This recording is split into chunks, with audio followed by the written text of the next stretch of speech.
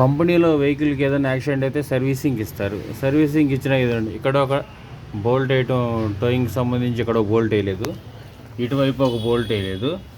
అలాగే ఈ bumper base క్లిప్లోనే వస్తాయి, బంపర్ను బేసింగ్ క్లిప్ ఇవ్వండి, బోల్డ్ నట్లు వస్తాయి. ప్రాపర్గా దీన్ని సెట్ చేయలేదు. ఇదొకటి, ఇదిగోండి, ఇదొకటి. ఇట్లా ఏంటంటే ఏమి ఎవరు అదే బయట యాక్సరీస్లో ఎక్కడైనా ఏదైనా మర్చిపోరు, మ్యాక్సిమం మర్చిపోరు.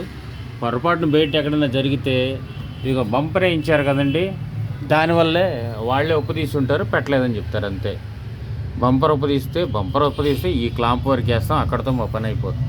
అట్లా కాదు, దీనికి కారణం ఏంటంటే ఈ బంపర్ వేయటానికి ఈ ఉప్పదీశారండి.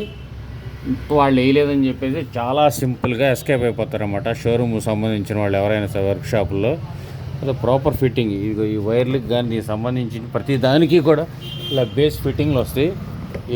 ఇక వైర్కి సంబంధించి ఒక్క క్లిప్ కూడా ఎక్కడా కూర్చోబెట్టలేదు, బేస్కి సంబంధించి ఎక్కడా కూడా కూర్చోబెట్టలేదు. ఎందుకంటే షోరూముల్లో వర్క్ అయితే అలా ఉంటుంది. కస్టమర్లు కూడా ఏంటంటే గుడ్డిగా నమ్మకూడదు, ఇంక నమ్మితే మనం ఏం చేయలేము ఇంకా.